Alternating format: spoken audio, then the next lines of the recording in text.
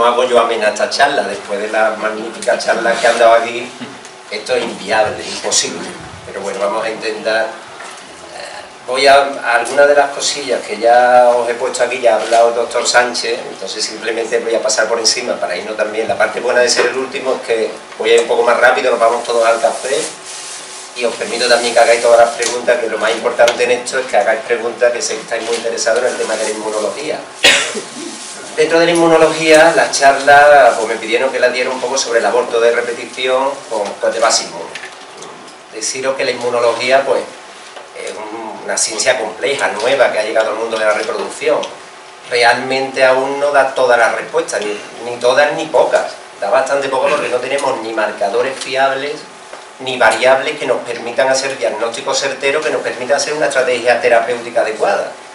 Pero claro, llega un momento que cuando a una paciente se le ha hecho todo lo que tiene evidencia científica y todo lo que debería haber dado embarazo, y tras ese periodo pues no consigue embarazo, pues ciertamente entendemos que en la inmunología está el problema, aunque como he dicho, tenemos estrategias terapéuticas, pero todavía nos queda mucho campo por recorrer y muchos parámetros de los que aprender. Estamos en una ciencia experimental, buscando parámetros, variables, mecanismos intracelulares que nos permitan dar diagnósticos y posibles estrategias para todo esto.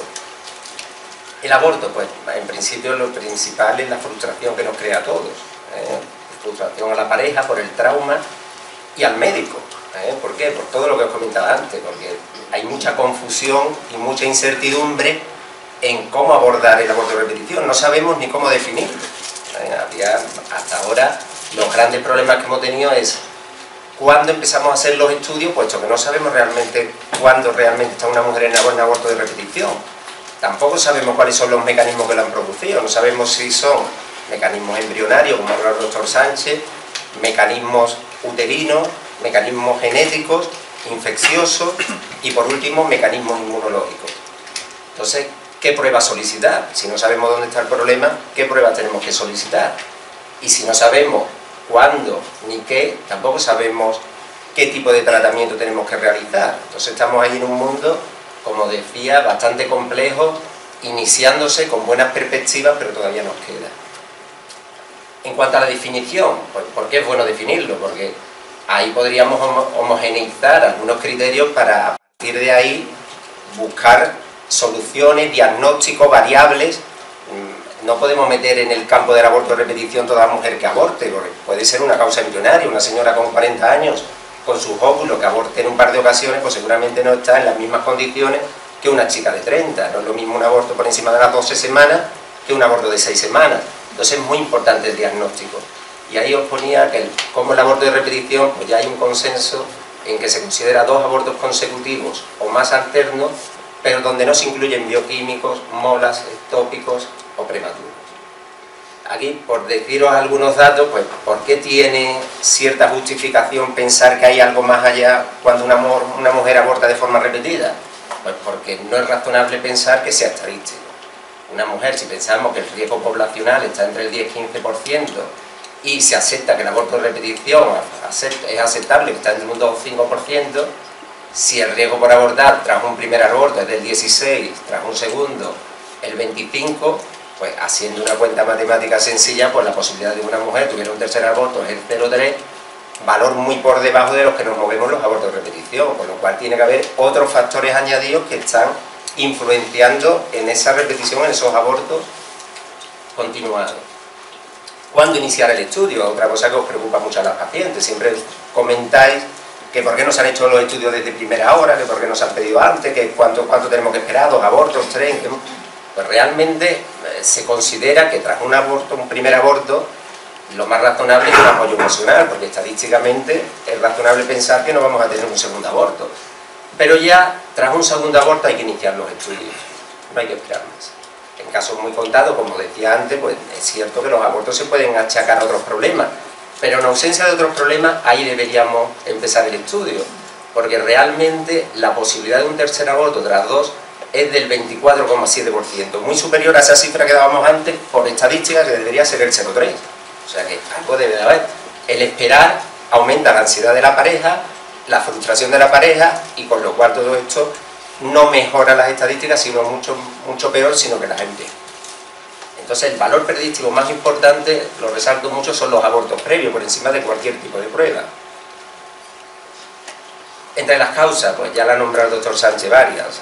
Ha nombrado las causas anatómicas, el tema de anatomía, de problemas, mioma submucoso, pólipos, tema un poco más controvertido, hidrosalping, muchos síndromes mullerianos que podrían dar dificultades y que esa sería causa anatómica que no tendría nada que ver con la inmunología.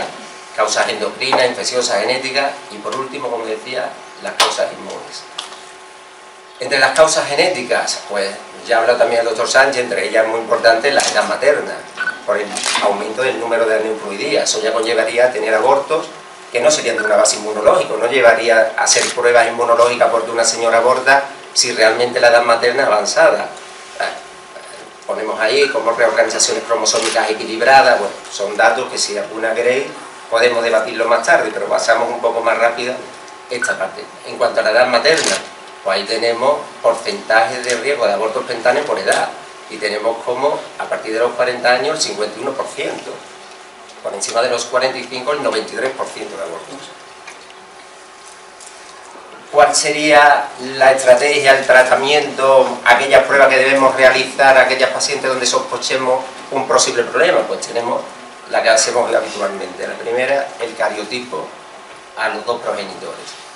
Otra prueba posible, el fit de eyaculado, también hablamos de estudios de meiosis, pero bueno, realmente también sería importante saber si ha tenido abortos previos, pues hacerle un análisis cromosómico a esos restos abortivos, para también cuadrar un poco posibles alteraciones cromosómicas que no sean las más habituales, para así también enfocar el estudio de FISH hacia esos cromosomas. El estudio de meiosis, pues yo personalmente pienso que si hacemos un FISH, pues no tiene mucha cabida hacer el estudio de meiosis, porque realmente nos da los mismos parámetros, pero no sabemos la maduración del espermatozoide. También hablamos de la posible tratamiento o técnicas a usar cuando tenemos un problema genético, diagnóstico genético para la selección de aquellos embriones que no tienen esas anomalías cromosómicas.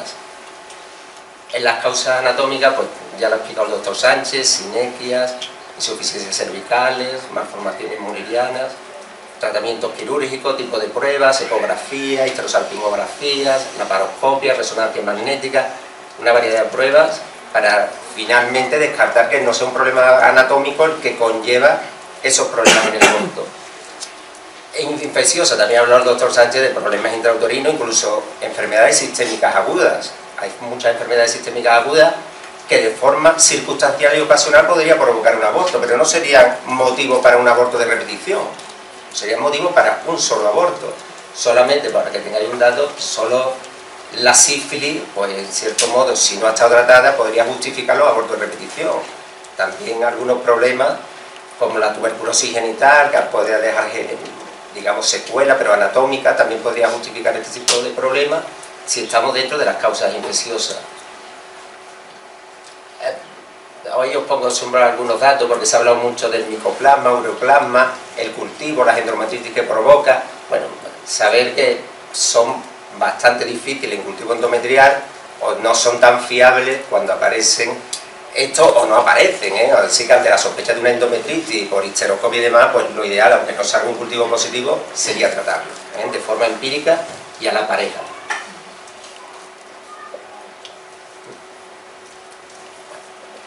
Seguimos hablando con temas endocrinos, también ha hablado el doctor Sánchez de posibles problemas endocrinos, tiroides, diabetes, incluso déficit de progesterona, que en el ámbito de la fecundación in vitro, en el ámbito de las técnicas de alta complejidad, es difícil, puesto que nosotros suplementamos habitualmente todos los ciclos, pero en el ámbito de casa pues podría tener una cabida esos déficits luteicos que podría tener por déficit de progesterona.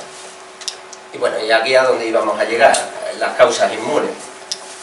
Las causas inmunes yo las he dividido en estas tres: causas autoinmunes, aloinmunes y causas autoinflamatorias. Esto realmente está todo conectado. Es difícil que una señora con algún problema único autoinmune no tenga alguna repercusión autoinflamatoria a través de citoquina, interleuquina. Esto es una conexión directa y al final las pruebas las pedimos porque no hay una sola prueba determinante que nos diga dónde está el problema, sino que es un conjunto de pruebas lo que nos puede conllevar o lo que nos puede llevar a pensar en una situación que no sea la idónea. la paciente.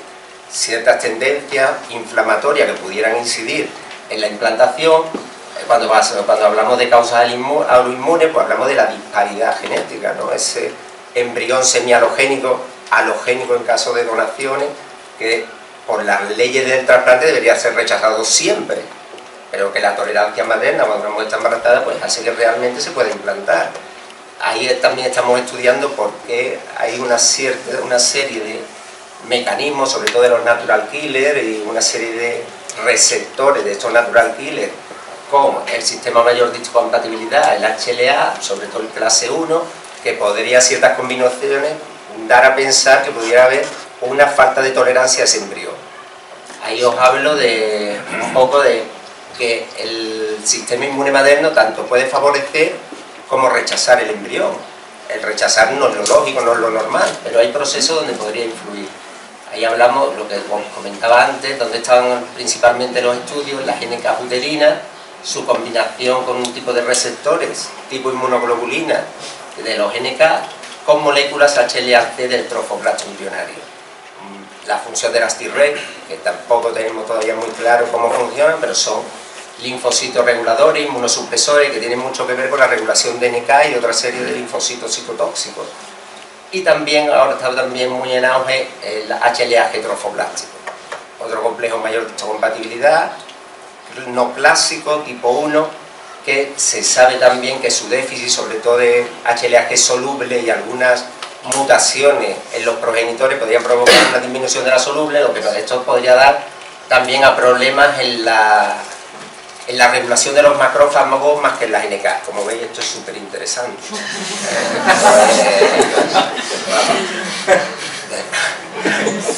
Yo intento, espero que ahora si tenéis alguna pregunta os lo pongo más claro. ¿Vale? Bueno, lo que os comentaba antes, que todo esto es lo que se especula, hay estudios, son contradictorios, unos a favor, otros en contra, pero bueno, lo que está claro es que no tenemos marcadores fiables. Yo no, porque le haga una mutación HLA-G a los progenitores y pensar que tiene una mutación en un gen, eso no justifica que aborte. O sea, además son tipos de pruebas que no se hacen de forma rutinaria, porque si a mí me sale algo así en una mujer que viene por protocolo un primer día a la consulta y me sale algo, tampoco le voy a hacer nada, porque mujeres con problemas aquí estarán embarazadas en sus casas. Otra cosa que una mujer con 3 abortos le pedimos una batería de pruebas y que sale algún patrón inflamatorio, vasculítico, trombótico, tendrán estrategias terapéuticas diferentes. No es lo mismo un patrón inflamatorio vasculítico, que eso nos llevaría a un tratamiento tipo antiinflamatorio más que a un tratamiento con heparinas tipo antitrombótico, ¿no? Que eso sería más de tipo síndrome antifosfolípido. Bueno, también os pongo abajo, pero ya me da hasta miedo de lo que ponéis. ¿Vale? Bueno, en temas autoinmunes, pues se habla y también es controvertido en el último revisión Cochrane, pues salió que los IVIC pues realmente no proporcionaban nada positivo frente a no hacer nada. También realmente esto tiene muchos sesgos, porque claro, hay que seleccionar bien qué pacientes van a ir a cada estrategia terapéutica. Si a cualquier aborto de repetición le pongo IVIC, pues seguramente no funcionará. Seguramente hay un grupo de mujeres que le irá bien y un grupo de mujeres a las que no les va a favorecer en absoluto. Estaba en la inmunización activa, pues la infusión de linfocitos paternos, administración de extracto de membrana trofoblástica, administración de óvulos vaginales con plasma seminal del donante, colonias de granulocitos y el genotipado del donante en causas autoinmunes. Pues cuando hemos visto que esas combinaciones HLA con los KIR no son las idóneas, pues al cambiar el HLA de un donante, pues evidentemente eso justificaría que no tuviéramos esa falta de tolerancia. Las causas autoinmunes, pues la más conocida, el síndrome antifosfolípido, que es la única además que está reconocida que puede provocar abortos. Es la trombofilia, como digo, la más frecuente y que provoca una tendencia a hipercoagulabilidad. Esto lo que provoca son trombos, pequeños trombos en arterias espirales, que son lo que provoca al final que ese embrión se desprenda. Entonces, pues, dentro del síndrome antifosfolípido he querido hablar primero de cuáles son realmente los signos clínicos y los signos de laboratorio. Trombosis, complicaciones obstétricas, hipercoagulabilidad y en laboratorio anticuerpos anticardiolipina, antilúpico y antibeta-2 glicoproteína. Realmente lo que estudia son el isotipo IgG y IgM. También os explicaré que hay otra serie de marcadores menos específicos que no están tan controlados, pero que también son antifosfolípidos y podrían provocar el síndrome antifosfolípido, por tanto, los abortos. ¿Cuáles son los mecanismos etiopatogénicos? Pues se supone que la acción de los antifosfolípidos pues, altera la vía de coagulación, aumenta la agregación paracrietaria a través de la unión del von Willebrand, cofactor del factor 8, la activación del complemento provoca inflamación del lecho vascular y con ello también aumento del factor tisular, la disminución de interleucina 3, que es un TGLP2, que como ya sabemos son los, ya vosotros sabéis que son los buenos, los GLP1 son los malos, que no es así, pero tampoco nos vamos a meter en todo eso, y ya factores relacionados con el sistema HLA, que también ciertos polimorfismos con los receptores de las cadenas pesadas constantes que tienen las inmunoglobulinas también podrían afectar a todo esto. La parte importante de todo esto lo pongo porque lo ideal es que cuanto más mecanismos sepamos, pues más estrategias terapéuticas vamos a tener. Si sabemos que afecta al complemento, pues hay fármacos que pueden activar esa vía, controlarla, para que no tengamos activación del complemento. Aquí también esto es un estudio que salió en el Eurofosfolipid Group, que tenía 1.200 pacientes con síndrome antifosfolípido, y bueno, y aquí se asoció claramente la incidencia que tenían los anticuerpos antifosfolípidos con pérdidas fetales recurrentes entre un 10-19%, como el antilúpico se asociaba más a pérdidas tardías, la anticardiolipina tempranas y tardías, también asociada con enfermedades autoinmunes sistémicas como el lupus eritematoso, importante también cuando tenemos mujeres con enfermedades autoinmunes tipo sistémico, pues incluso ya se plantea que esto podría ser el síndrome antifosfolípido como un lupus light, o sea, como antes de aparecer síntomas y clínicas aparecen las señales obstétricas que posiblemente muchas de esas mujeres con el futuro tendrán un lupus eritematoso. Bueno, en el diagnóstico, como os decía antes, pues no vale solo los abortos. Desde los criterios de Sapporo pues ya nos plantearon que para diagnosticar un síndrome antifosfolípido necesitamos uno de los criterios clínicos y uno de los criterios de laboratorio. Los diagnósticos clínicos, pues trombosis venosa profunda confirmada por pruebas de imagen o histológicas, y en cuanto al tema gestacional de pérdidas obstétricas, pues hablaban de muerte fetal inexplicada de un feto normal por encima de la semana 10, parto prematuro por debajo de las 34 semanas de un feto normal por preeclampsia o insuficiencia placentaria, o 3 abortos por debajo de la semana 10, no explicable a otras causas como hablábamos antes, no sea explicable a edad, factores genéticos, factores uterinos. El diagnóstico de laboratorio, pues tampoco vale con una determinación, porque muchas veces este tipo de antifosfolípidos son transitorios, puede aparecer por temas inflamatorios y desaparecer con el tiempo. Necesitamos que aparezcan al menos en 2 ocasiones separadas por 12 semanas. También es cierto que hay veces que desaparecen, pero por el uso de tratamiento antiinflamatorio, por uso de corticoides, y algunos tipos de gamma-globuliniemias que hay también podrían afectarlo, son cosas un poco más complejas, pero siempre hay que estar pendiente de aspectos clínicos y al menos 2 repeticiones en este tipo de anticuerpos positivos.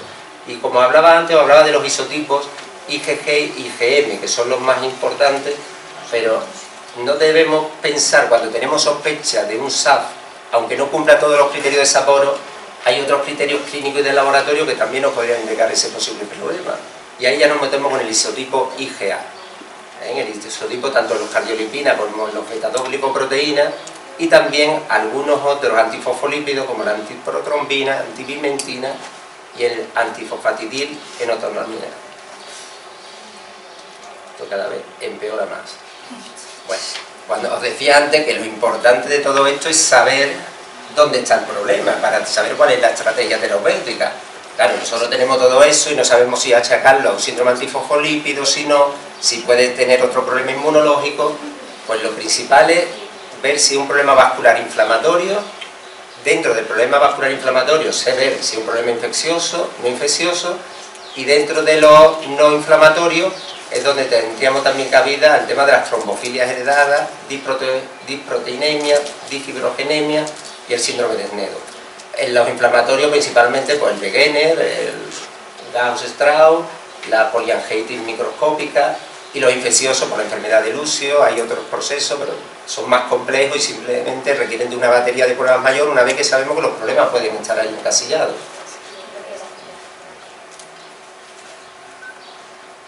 En cuanto a los tratamientos, pues estos serían los tratamientos genéricos sin trombosis, que simplemente cuando tiene antifosfolípidos positivos pero no tiene fenómeno trombótico, pues lo único que hay que hacer sería el control de riesgos cardiovasculares y en situaciones de riesgo, heparina. En SAP obstétrico, pero donde no había eventos trombóticos, profilaxis con aspirina, hidroxicloroquina lo pongo porque esto se hace en pacientes no obstétricas. Pero bueno, ya es un tratamiento que se usa en el síndrome antifosfolípido y con muy buenos resultados. Y antifosfolípido, sumando trombosis venosa, es anticoagulación directamente. Si ya lo aplicamos al tema de la gestación, en pacientes que no han tenido complicaciones obstétricas, buscan bebés, no han tenido trombosis, pero tienen los antifosfolípidos positivos, el tratamiento ideal es la aspirina, es lo que marcan las reglas, es lo que marca ahora mismo la Sociedad de Inmunología, es lo único que tendríamos que hacer, y heparina, periparto. En los antifosfolípidos, y le sumamos algún episodio trombótico, siempre trombosis venosa profunda, no vale la superficial, profunda, heparinas, antidurante y pasando a anticoagulación oral tras el parto. Y en los antifosfolípidos con complicaciones obstétricas, aspirina continuada y heparina hasta 6 semanas posparto. La heparina también, pues a lo mejor a muchos de vosotros han puesto heparina y realmente la heparina se usa sobre la fraccionada porque realmente es mucho más cómoda por farmacocinética y porque tiene menos complicaciones, menos riesgo de osteoporosis y demás. Pero también tenemos que ver la dosis que le vamos a poner. No todos los antifosfolípicos son iguales, no toda la clínica previa es igual. Tenemos que ver si es una dosis profiláctica, intermedia o anticoagulante.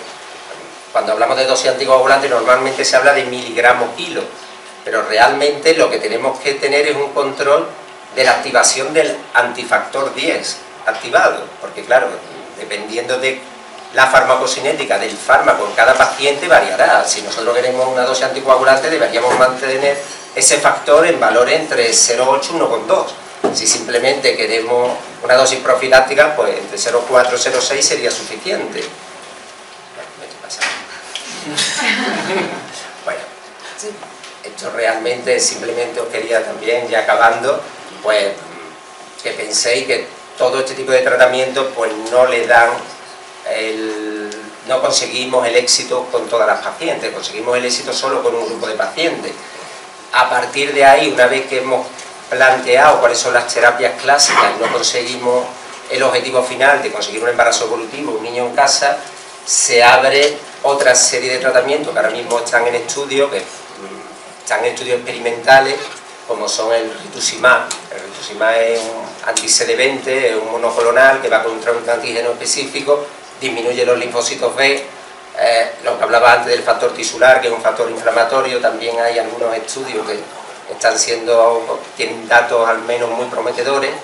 Los inhibidores del complemento anti-TNF, ya hablaba el otro día, ayer, con la doctora, la posibilidad de poner anti-TNF, que son también monoclonales, muy dirigidos a una serie de moléculas, TGLP1, las malas, el bloqueo de receptores específicos de antifosfolípidos y la hidroxicloroquina, que es la que pongo al final, que parece ser que es la que últimamente está teniendo por su efecto antitrombótico, hacen una especie de tolerancia sobre la GNK, disminuyen los citotóxicos, baja el complemento, bajan el colesterol, también por el colesterol el posible problema de arteriosclerosis que podrá provocar trombos, difibrogenemias, o sea, todo va un poco enlazado.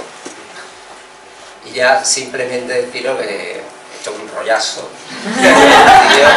y que esto es súper complejo y que, bueno, con cosas más puntuales y algunas dudas puntuales os puedo decir algo más, pero esto no en 15 minutos, en 15 horas es imposible, porque no lo entiendo tampoco. A mí cuando alguien de inmunología me dice que lo entiende, pues realmente me echo a temblar, porque la inmunología se abre camino. Tú pones un tratamiento para algo y lo que hace la inmunología es crear una tolerancia y crea otro camino. O sea que realmente es muy complejo burlar la inmunología humana. Pero bueno, como es un periodo, la gestación y demás, tenemos que intentar encontrar esas variables, esas vías intracelulares que están alteradas en el posible falta de tolerancia al embrión, para intentar de forma muy específica luchar contra ella. Sabemos ya que las heparinas y demás solo dan cabida a un grupo de pacientes, pero hay un grupo grande de pacientes que seguramente con una serie de problemas añadidos que se beneficiarían de terapias que serían terapias combinadas. Bueno, muchas gracias.